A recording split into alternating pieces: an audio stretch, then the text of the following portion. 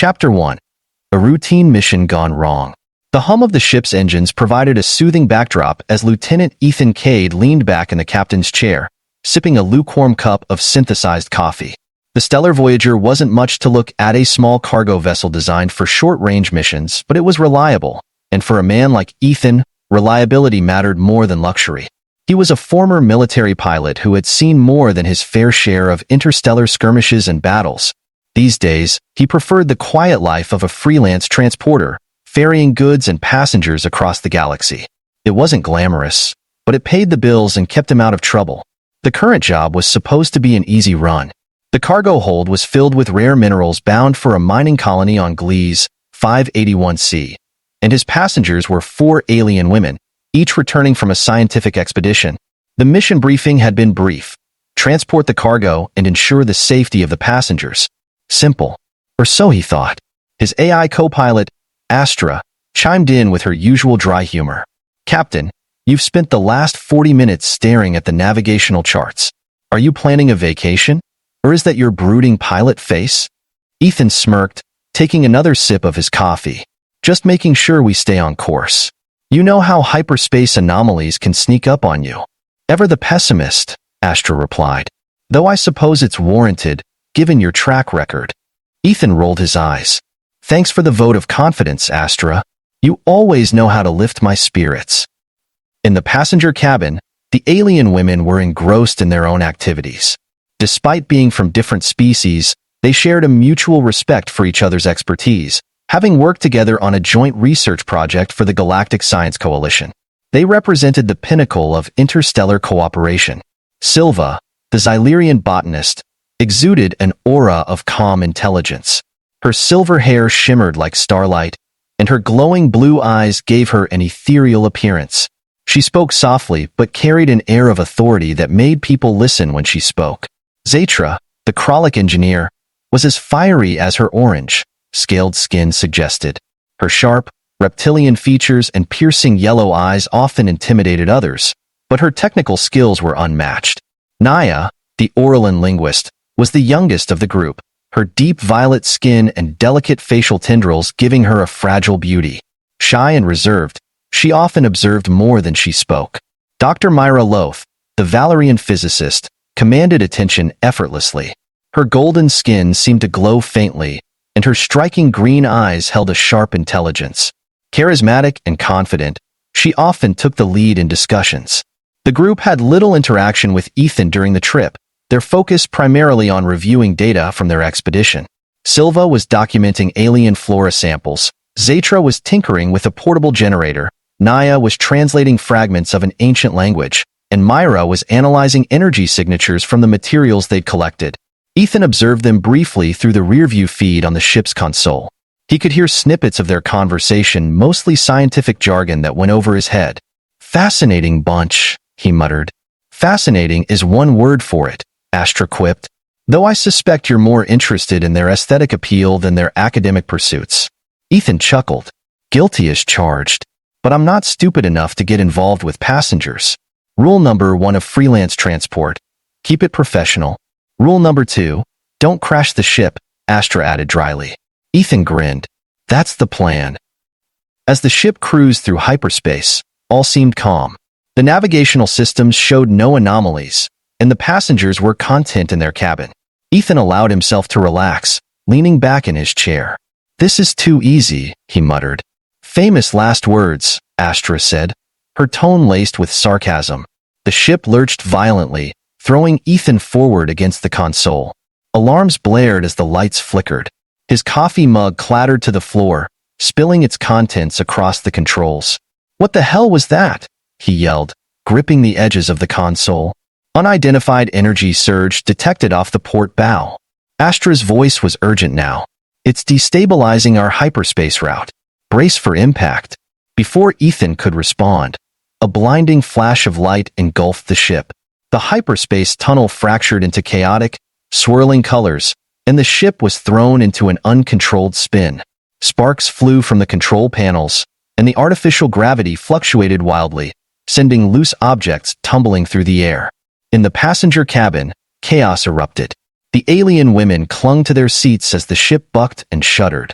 Zatra cursed loudly in her native language, trying to stabilize herself. Silva gripped the armrests of her chair, her usually serene expression replaced with one of alarm. Naya whimpered, her tendrils quivering, while Myra shouted over the noise, trying to calm the others. "Everyone, strap in." Ethan's voice crackled through the intercom. "We're going down hard." The stellar Voyager emerged from hyperspace above an uncharted planet, its systems barely holding together. The planet's atmosphere was thick and turbulent, buffeting the ship as it plummeted toward the surface. Ethan wrestled with the controls, his knuckles white as he fought to stabilize the descent. Come on, he muttered through gritted teeth. The ship pierced through a dense canopy of alien trees, branches scraping against the hull like claws. It skidded across the forest floor, leaving a trail of destruction in its wake, before slamming into a rocky outcrop. The impact was deafening, and everything went dark. When Ethan came to, the cockpit was a mess. Shattered screens flickered weakly, and smoke filled the air. His body ached all over, and a sharp pain in his side suggested a cracked rib. "Astra," he croaked. The AI's voice crackled faintly. "Systems. Compromised. Hull integrity at 45%. Life support. Operational." Ethan groaned as he unbuckled his harness. "Passengers? Are they alive?" Scanning. All vital signs stable. Minor injuries detected. Relief washed over him as he stumbled toward the passenger cabin. He found the 4 women shaken but alive. Zatra was already inspecting the damage, her claws cutting away debris with surprising efficiency. Silva was tending to Naya, who had a small cut on her forehead, while Myra helped stabilize some of the overturned equipment. "What happened?" Myra demanded, her green eyes sharp. "Hyperspace anomaly," Ethan replied, wincing as he leaned against the wall. "Pulled us out and slammed us onto this rock. I don't know where we are, but the ship's in bad shape." Zatra growled, examining a damaged console. "Bad shape is an understatement. Your ship's a flying junk heap." "Hey, it got us this far," Ethan shot back. Silva interjected, her calm voice cutting through the tension. "We need to focus on survival. Let's assess the damage and determine our immediate needs." Ethan nodded. "Agreed. First priority is securing food, water, and shelter. Then we figure out a way to signal for help." As the group began organizing their supplies, Ethan couldn't shake the feeling that their troubles were only beginning. Outside the shattered hull of the ship, the alien forest loomed, its strange flora pulsing faintly with bioluminescence. The air was thick with unfamiliar scents, and distant growls echoed through the trees. "We're not alone here," Ethan muttered under his breath. And for the first time since the crash, he wondered if they'd survive long enough to be rescued. Chapter 2. Strangers in a Strange Land.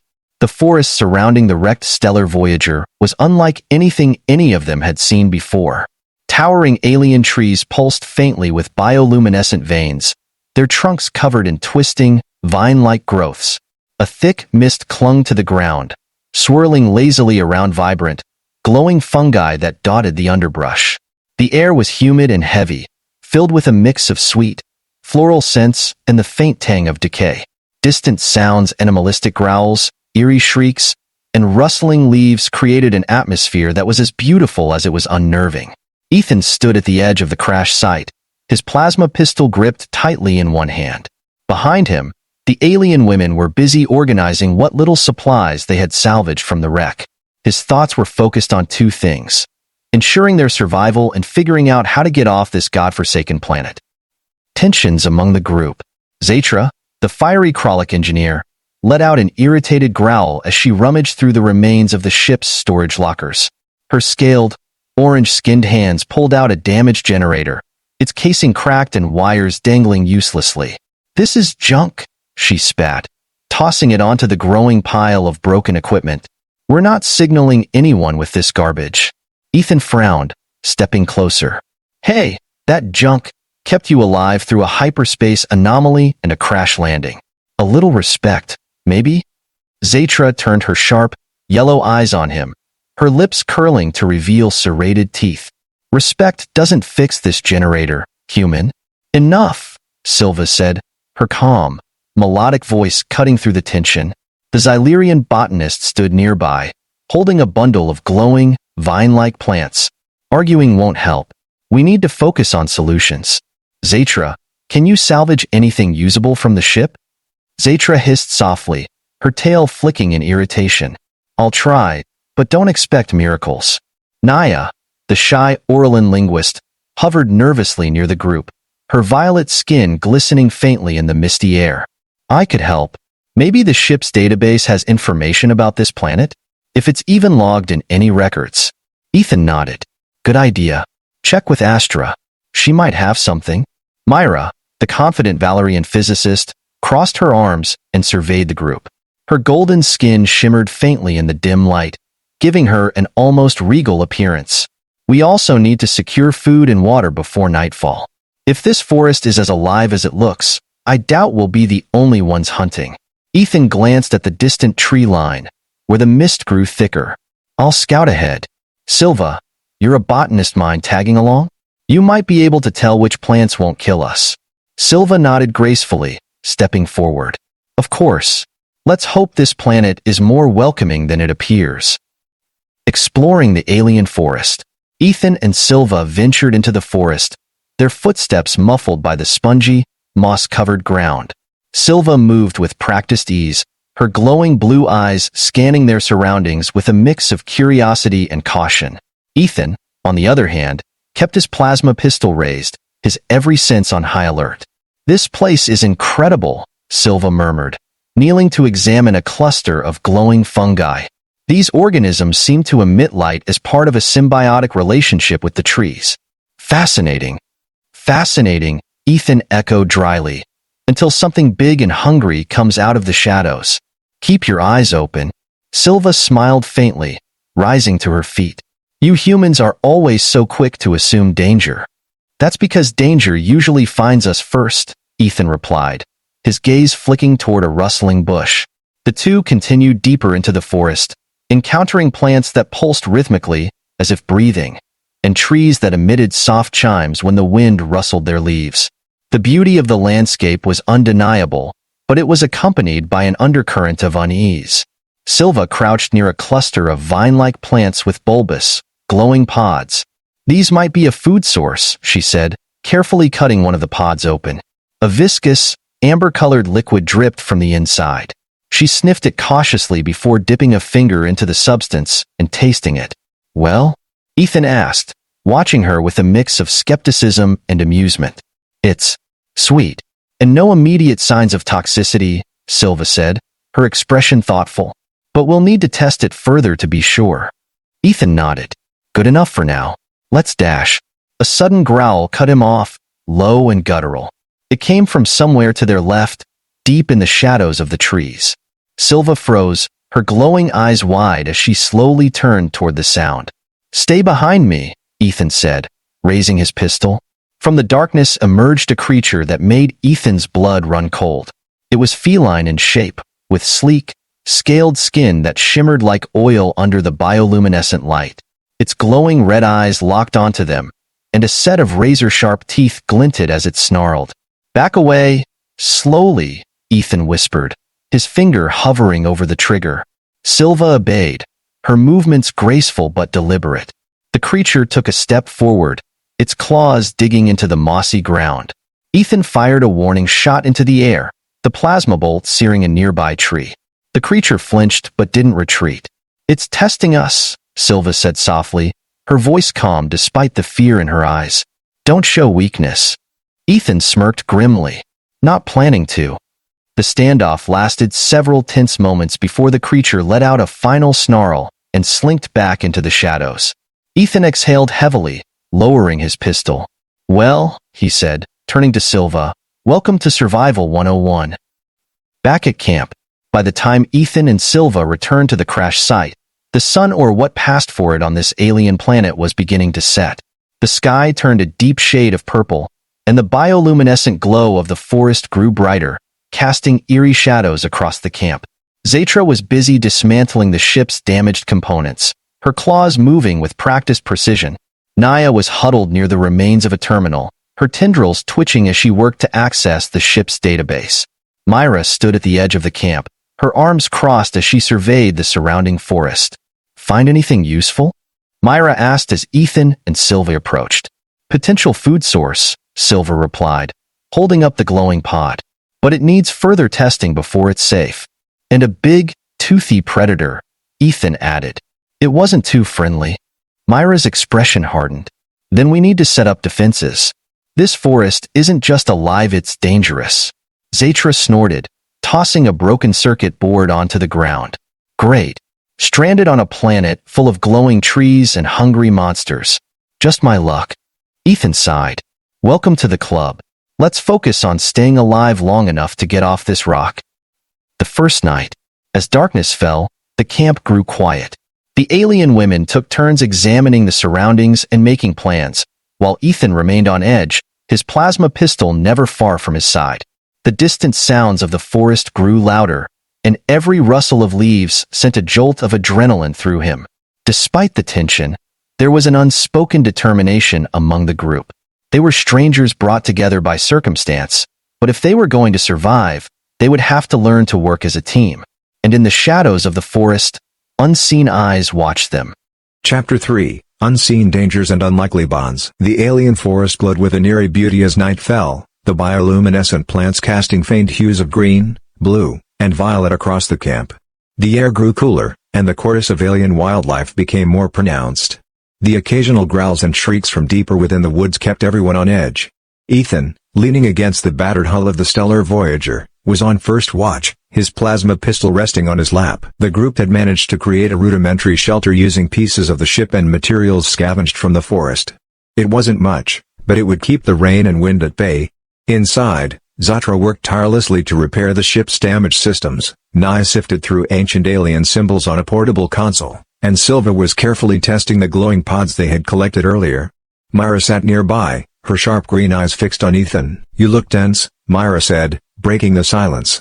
Her golden skin shimmered faintly in the dim light. "Comes with the territory," Ethan replied, his gaze fixed on the tree line. "First rule of survival, expect trouble." Myra smirked. "You're surprisingly pragmatic for someone who jokes so much." "It's called coping," Ethan said with a faint grin. "Keeps the fear at bay." Myra nodded, her expression softening. "Fear's not always a bad thing. It keeps us sharp. But you're doing a good job holding it together. For all of us." Ethan glanced at her, surprised by the compliment. "Thanks. I'm just trying to get us all out of this alive." "We all are," Myra said, her tone serious. "But I can see why you were a soldier. You have a way of centering people." Before Ethan could respond, a faint rustling sound came from the forest. Both of them froze, their eyes snapping toward the noise. Ethan raised his pistol, scanning the tree line. "Something's out there," he murmured. The first encounter. The rustling grew louder, and from the shadows emerged a group of small, quadrupedal creatures. They were no larger than dogs, with sleek, fur-like scales that shimmered in the faint light. Their eyes glowed an unsettling orange, and their movements were jerky and predatory. Ethan tensed, his finger hovering over the trigger. "They're not big, but they're definitely not friendly." The creatures spread out, circling the camp with surprising coordination. Inside the shelter, Zatra's sharp hearing caught the noise. She grabbed a makeshift blade she'd fashioned from a piece of scrap metal and stepped outside, her yellow eyes narrowing. "What now?" she growled. "Uninvited guests," Ethan said, nodding toward the circling predators. Silva and Nia emerged from the shelter as well, the latter clutching a glowing pod in her trembling hands. Silva's serene demeanor was gone, replaced by a look of concern. "They're testing us," Silva said softly. "Predators like these rarely attack head-on unless they sense weakness." "Well, let's make sure they don't," Ethan said, leveling his pistol at the nearest creature. One of the beasts lunged, its movements blindingly fast. Ethan fired, the plasma bolt striking it midair and sending it tumbling to the ground. The others hissed and snarled, retreating slightly but not fleeing. "Stay close," Ethan barked.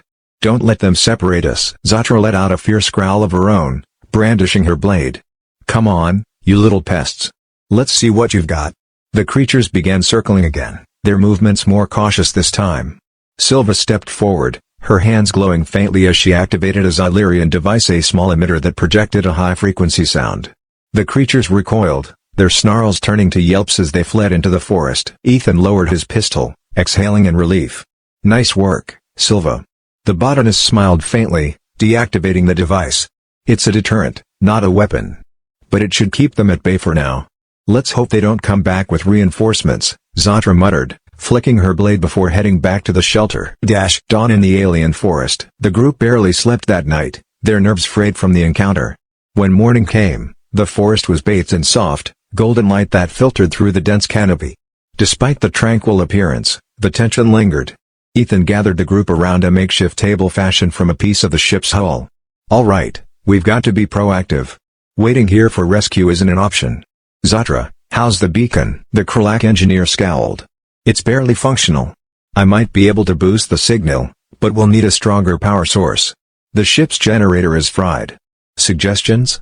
Ethan asked. "There's a faint energy signature about 3 clicks west," Myra said, tapping a handheld scanner. "It could be a natural power source or something left behind by another civilization." "Another civilization?" Naya asked, her wide eyes lighting up. "Do you think there are ruins nearby?" "Possibly," Myra replied. "But we won't know unless we investigate." Ethan nodded. "All right. Myra, Silva, and I will check it out. Zatra, Naya, you stay here and secure the camp.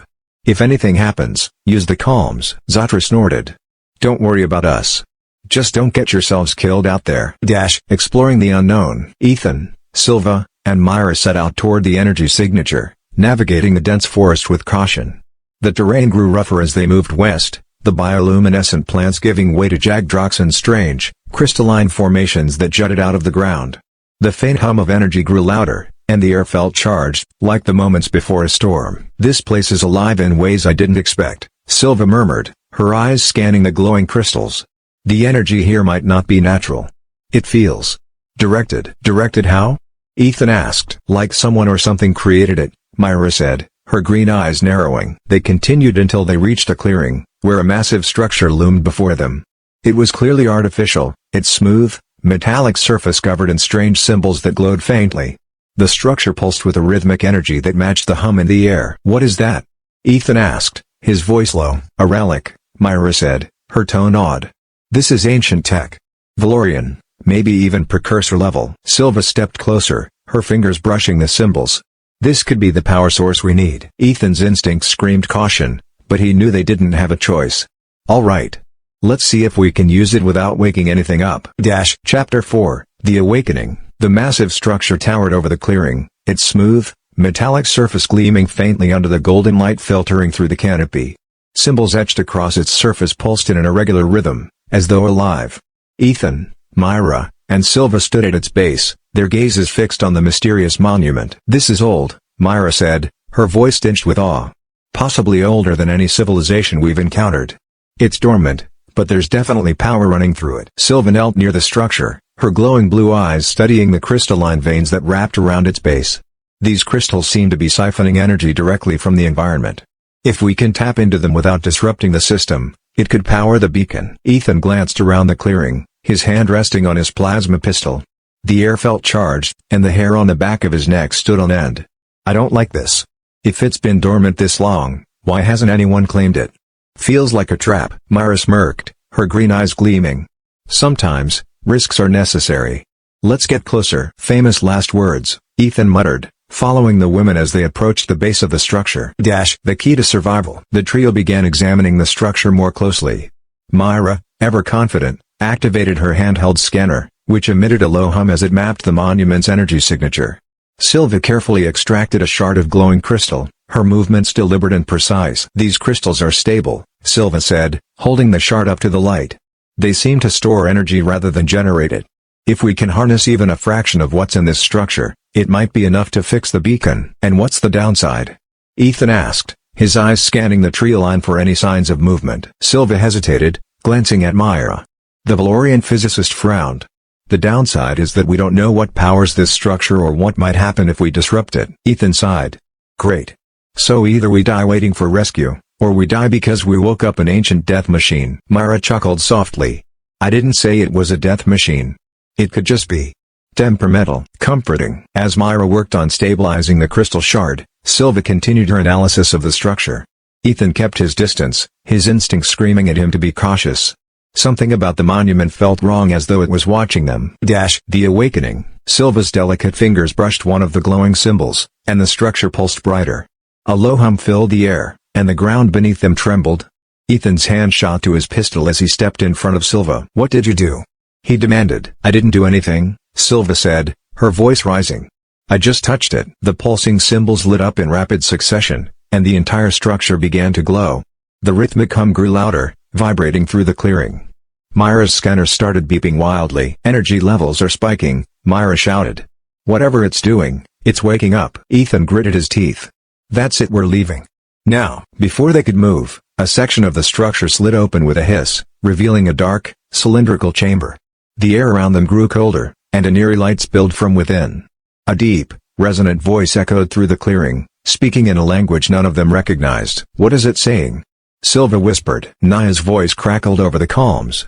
I think it's asking who activated it." "Did you touch something?" "Naya, we're kind of in the middle of something here," Ethan snapped. Confronting the entity, a figure emerged from the chamber, humanoid in shape but clearly not alive. Its body was sleek and metallic, its eyes glowing with the same light as the symbols on the structure. It moved with deliberate precision, its gaze locking onto the trio. "Identify yourselves," it said, this time in perfect galactic standard. Ethan stepped forward, keeping his weapon raised. "We're survivors. We crashed here and need power to send a distress signal." The figure tilted its head, its movements unsettlingly smooth. "This facility is not a resource.